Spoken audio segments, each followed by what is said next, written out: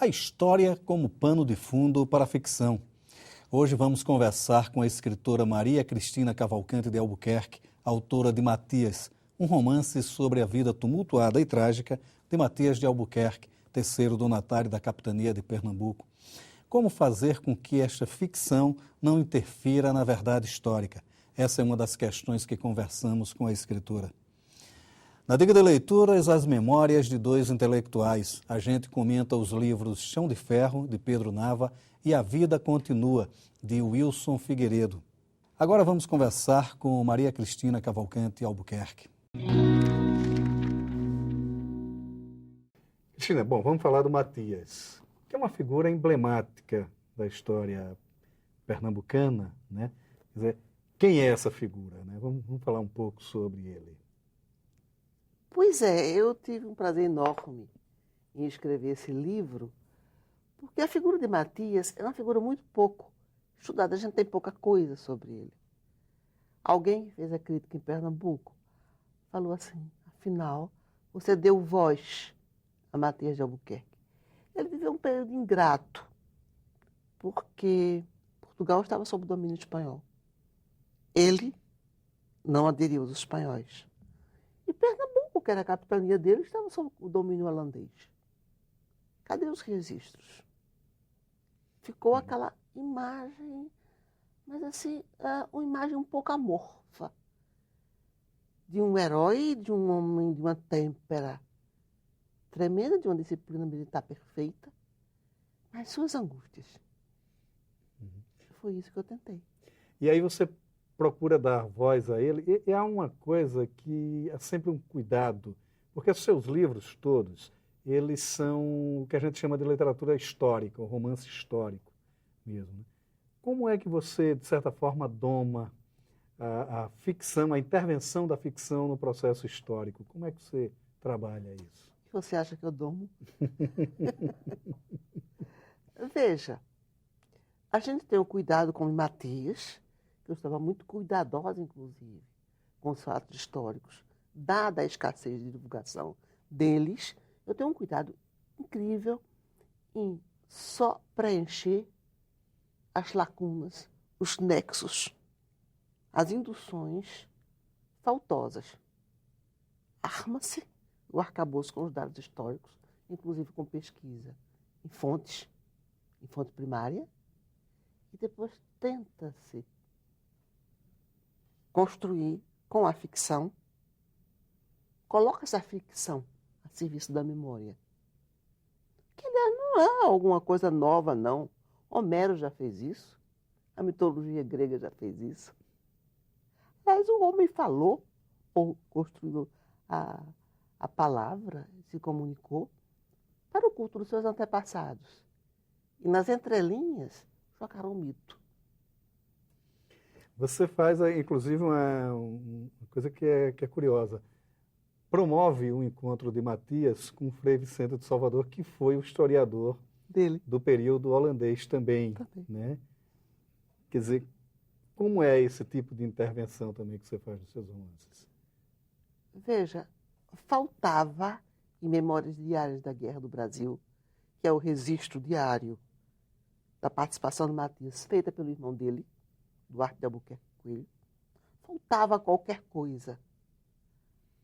Faltava o óleo, faltava o brilho, faltava a malícia, faltava aquela tendência de você fofocar, escrafunchar e descobrir os elos das coisas. Isso abundava em Frei Manuel Calado do Salvador, que nem sempre tão bem aceito pelos historiadores, por essa capacidade que ele tem de ser um pouco maledicente. Então, eu não poderia construir esses nexos associativos sem consultar a maledicência, portanto, da única testemunha ocular que historiou o período, além do irmão dele e dos registros da guerra, que foi Frei Vicente de Salvador. Daí, necessariamente, o encontro para se confrontar as duas coisas. E é um encontro interessante, porque é como se Frei Vicente tivesse vindo dado a extrema-unção a Matias, apaziguar ele com a posteridade. Agora, é um personagem que ele tem uma vida muito intensa, né? Mas que me parece, fora o livro do irmão, A Memórias da Guerra, não há um outro relato mais profundo sobre ele, né? Eu, pelo menos, tenho visto muito pouca coisa sobre ele. Quer dizer, quais foram as suas fontes, onde é que você foi buscar o material para construir o personagem? Veja, como eu lhe falei, nas duas fontes primárias, porque eu cotejo o tempo todo calado com Duarte de Albuquerque, e em alguns trabalhos muito interessantes. A revista do Instituto Arqueológico Pernambucano publicou uma pesquisa financiada pela Fundação Ford, de um historiador chamado Francis Dutra, em que ele fez uma pesquisa muito relevante sobre Matias de Albuquerque. Em contato com a Academia Portuguesa da História, eu encontrei alguns que se dedicavam à história militar e, portanto, se dedicavam a Matias, que foi um destacado general da restauração portuguesa na guerra contra a Espanha, em 1640. Esses historiadores militares me encheram de preciosidades, inclusive o Eurico Malafaia, que eu gostaria de citar, com que eu me correspondo, o general Silvino Curado, também que faz esse mesmo tipo de pesquisa, e que é especialista nos generais da restauração portuguesa. E uma coisa muito curiosa, que é um memorial que Matias fez, e que está em pedaços, mas que ainda se lê alguma coisa, e no memorial da Duquesa do Alegrete. Ele só casou depois que foi solto. Enfim, ele teve uma história militar tão espartana, né, que ele só casou em plena maturidade e morreu com 52 anos de idade. Mas a condessa, que era Dona Catarina Bárbara de Noronha, uma mulher de alto nascimento, educada, ela se dedicou de tal forma que ela passou a discutir com as pessoas detalhes da geografia de Pernambuco. Então, ela deixa um memorial justificando algumas coisas perante o rei, de injustiças cometidas, coisas assim, em busca de mercês, que era coisa na época. E é muito interessante esse memorial, mas isso implica num trabalho muito grande de pesquisa, como chama, em fonte primária. Que é basicamente o seu trabalho como um todo, como romancista, né? Porque todos os seus livros ele tem esse cunho de romance histórico, né? Uhum. Desde o primeiro, A Memória de Isabel Cavalcante, até você trabalha com esses personagens. No caso de Isabel, é uma personagem contemporânea, né? Digamos assim, porque era do início do século XX, salvo engano, né? Não. Final do século... Isabel é de 1600 e ela foi contemporânea da Guerra Holandesa. Foi? Uhum. Foi. Ela é minha nona-avó. Ah. Quer dizer, você sempre trabalha com esses personagens históricos mesmo, porque você trabalhou na Nassau, né? Quer dizer, a busca, por que os personagens desse período? Veja, o problema é que minha paixão é a história de Pernambuco. Segundo, porque a minha segunda paixão é a literatura. Então, eu faço uma fusão de ambas as coisas. E o importante, Maurício, para a gente entender um pouco do meu trabalho, a gente tem que atentar para quem são os narradores dos livros. Em Isabel Cavalcante, é a própria Isabel Cavalcante.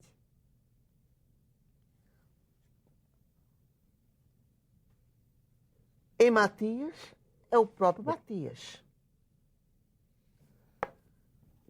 Em Príncipe Corsário, é o secretário particular do príncipe João Maurício Nassau. Um canalha, judeu, português, mas que gostava do príncipe. Eram amigos. Uhum. Em todos eles, é mais ou menos clara a intervenção do narrador, que domina realmente a narrativa, como convém à ficção.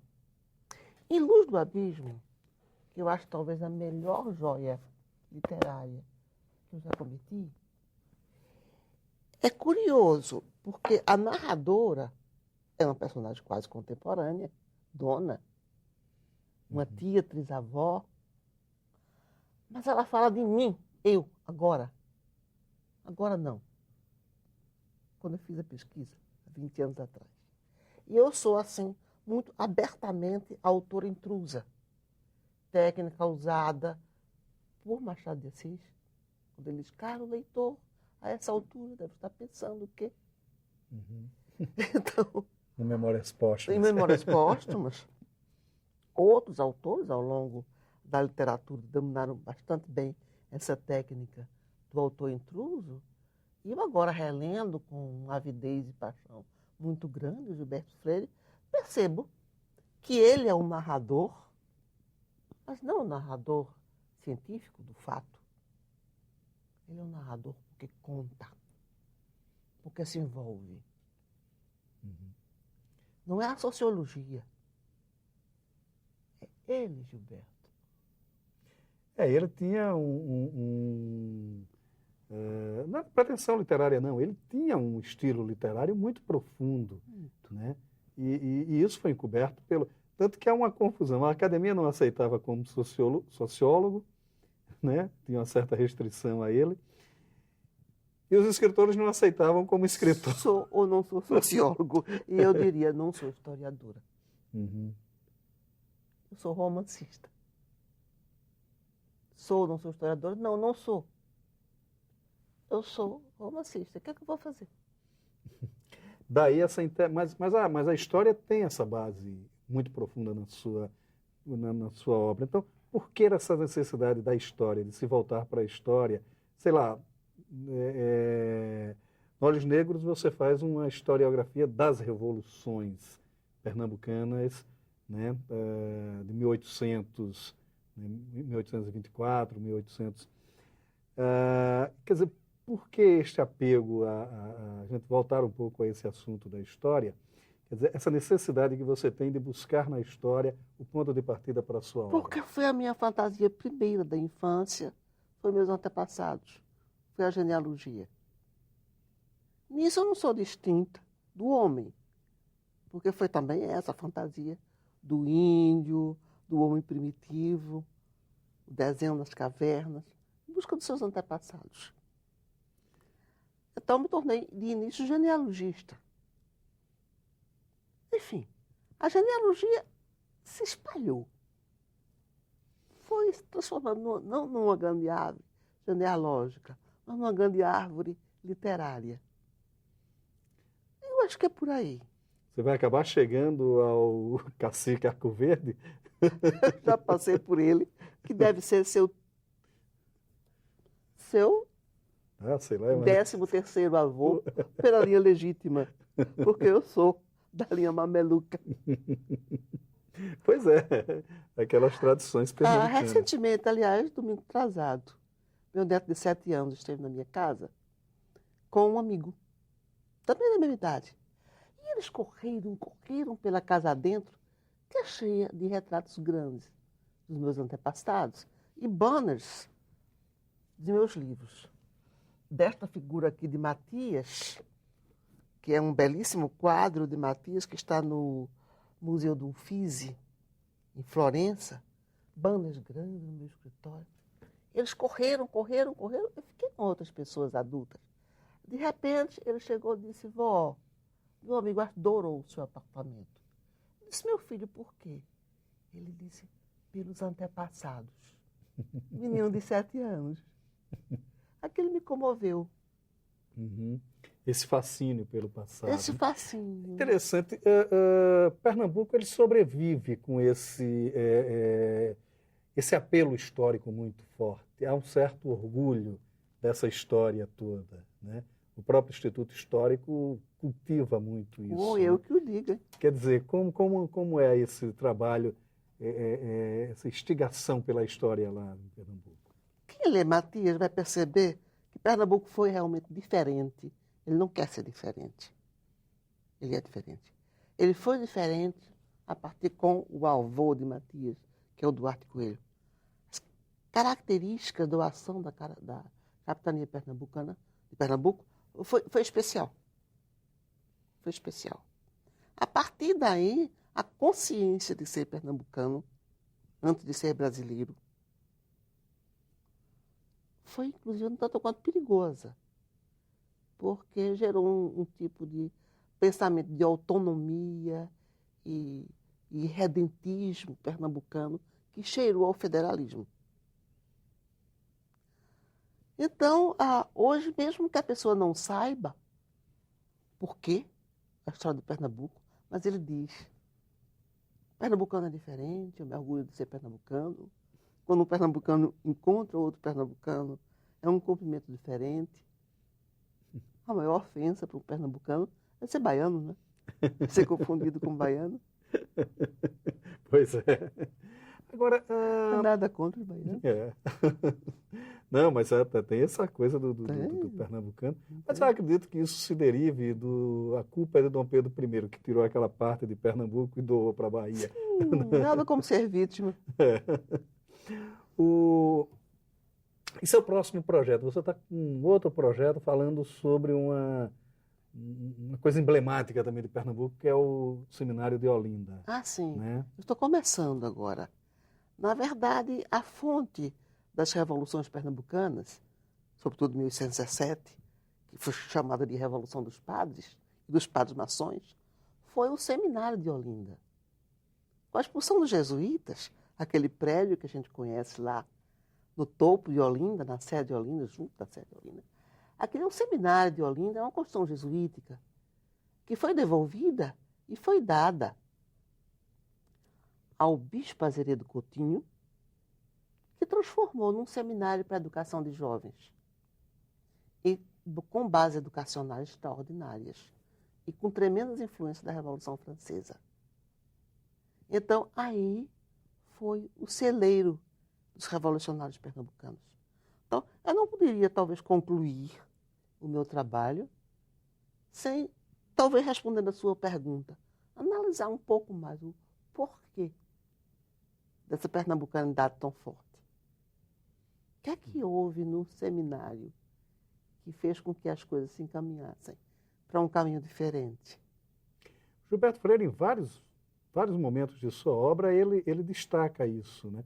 A importância do Azeredo Coutinho como não só um educador, não só, mas mais profundo.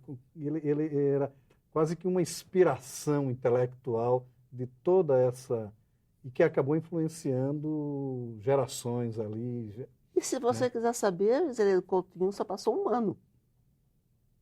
Aqui fundou o seminário, e como ele era muito inquieto, já foi para Portugal e é chamado para ser bispo não sei de onde, e Azeredo Coutinho, na verdade, que deixou foi uma ideia, foi um bando de bons professores, livros proibidos na época na província, que existiam em pequeno número dentro do seminário, pessoas extraordinárias, eruditos, que não só ensinavam teologia ou dogmática, mas ensinavam ciências naturais.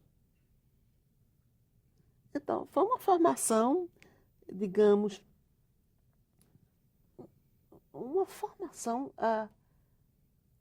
de um homem culto, onde a mineralogia, a zoologia, a botânica faziam parte do currículo. Isso, de certa forma, ele modifica, porque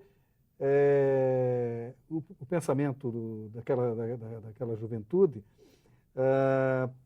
havia esse apelo científico, mas havia um apelo humanitário muito grande também nesses ensinamentos, né? Não só meramente religiosos, né? Quer dizer, havia uma coisa maior nisso? Veja, é conflitante. Eu estou justamente escrevendo sobre esse fato. O Estatuto diz que o seminário foi dedicado à educação dos meninos pobres. Mas 10 anos depois, os meninos ricos, que pagavam côngruas, é uma coisa sempre a significar um pagamento anual. era o maior número.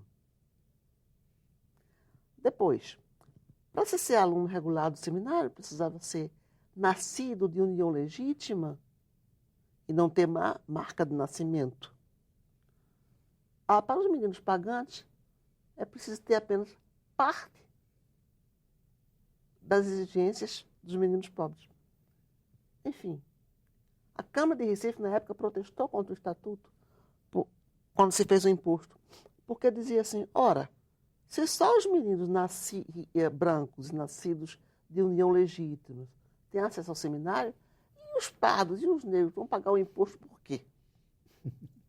E o autor da emenda do protesto diz o seguinte, porque todos os pardos de Pernambuco não nasceram de união legítimas.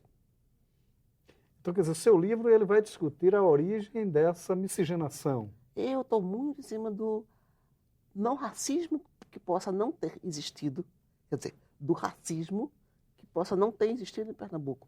E Gilberto Freire é favorável a isso, quando ele cita os viajantes, desde Tollenar a Maria Graham, em que ele mostra que eles se espantavam que em Pernambuco a fusão racial iniciada por Duarte Coelho, que eu sou um exemplar, tem assim, uma posição diferente. A escravidão em Pernambuco, Nabuco sabia disso, foi diferente da escravidão em São Paulo ou no Rio Grande do Sul, ou, sobretudo, na Bahia, que foi sede do vice-reino. O Joel Belo, já no século XX, chega a debater isso, dizer, olha, nós fomos diferentes aqui, por isso que os negros aqui prestaram mais homenagens aos seus senhores, né? O Joel Belo, Memórias do Senhor de Engenho, né? O último Senhor de Engenho. Isso, eu me lembro de Belo.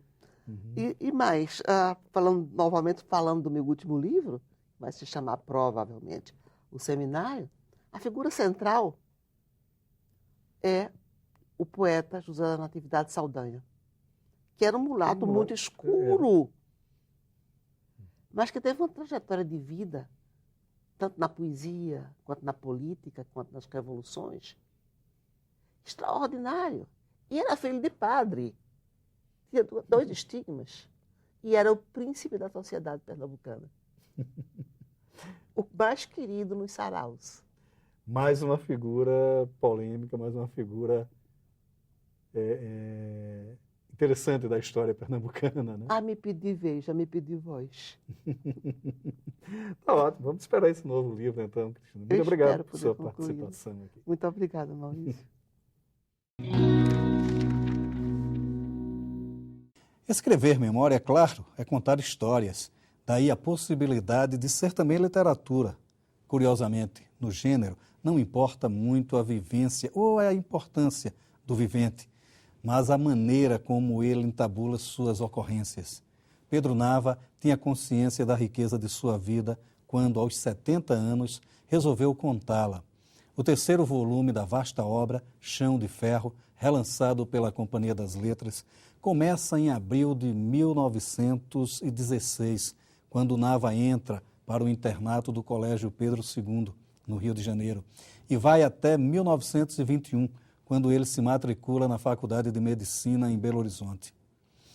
Nestes 5 anos, mais que o início da formação de um homem, as primeiras boemias, os primeiros encantos literários e políticos, temos a criação de um país moderno.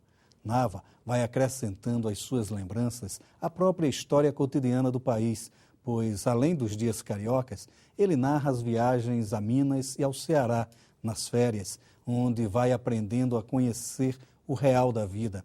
E assim faz de sua própria existência um quase romance de formação, pleno de emoção e verdades. Os mistérios e as revoluções do século XX. Muitos foram os que vivenciaram aqueles dias, mas poucos conseguiram vivê-los sempre de frente para os acontecimentos históricos. O jornalista Wilson Figueiredo era um jovem poeta em Belo Horizonte na década de 1940 e daí começou a conhecer o mundo. Esta vida ele conta em E a Vida Continua, livro lançado pela Ouro sobre Azul, uma narrativa que se estende até o início dos anos 2000, quando o jornalismo, a profissão da vida inteira, sofre mudanças profundas. Pelo texto, muito emotivo, é possível acompanhar a evolução do jornalismo no século passado. Mas isso seria muito pouco para um bom livro de memórias. Wilson conta a convivência com os intelectuais mineiros da década de 1940. Carlos Drummond de Andrade, Otto Lara Rezende, Fernando Sabino. E com estes e outros amigos, começa a aprender sobre a vida. No jornalismo, ele assiste à história que analisa com precisão e apuro. Enfim, um livro onde, mais que uma vida, se conta experiências de evolução e crescimento.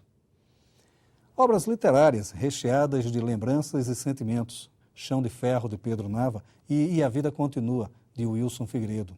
O Leituras de hoje fica por aqui e você bem pode ficar na companhia de bons autores e bons livros. Até o nosso próximo encontro.